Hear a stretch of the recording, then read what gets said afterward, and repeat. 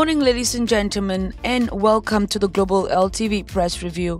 As always, our session today opens up in Nigeria with the Punch. FG projects massive food price crash January. The federal government on Wednesday declared that with the strategic measures aimed at addressing the high food prices nationwide, prices of the items would crash in the next 180 days, that is January 2025. It said the measures, which include the suspension of duties, tariffs and taxes for the importation of certain food commodities through land and sea borders, as well as the importation of 500,000 metric tons of wheat and maize, will tackle the rise in food prices. From then, we move on to the Vanguard, still in Nigeria. Will regulate price of imported foodstuffs. The federal government has said food items to be imported into the country in the next 150 days will be subjected to recommended retail price to bring down the high cost of food in Nigeria.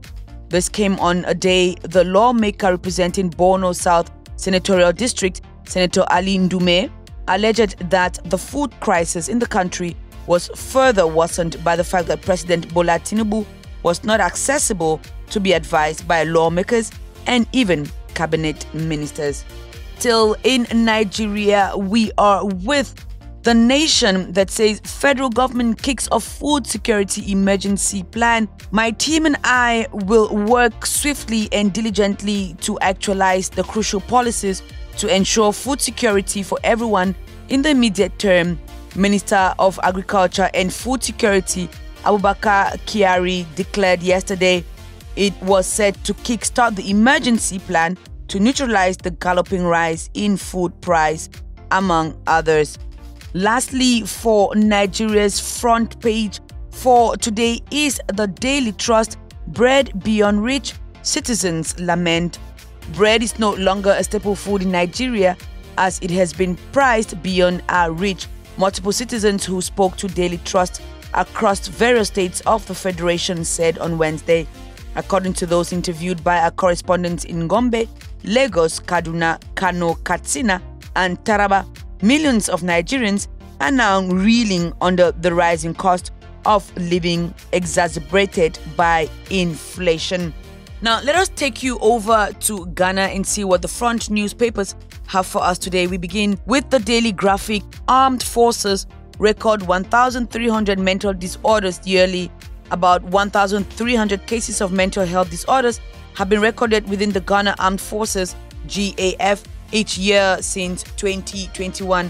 The statistics show alcohol rise as the highest among the disorders, with 70% of the cases being male officers. And then we are still in Ghana. We look at the Daily Guide. Bawumia Napo hit road running. The flag bearer of the New Patriotic Party (NPP), Dr. Mahamudu Bawumia, is leaving no stone unturned in his bid to engage the people for December's presidential elections.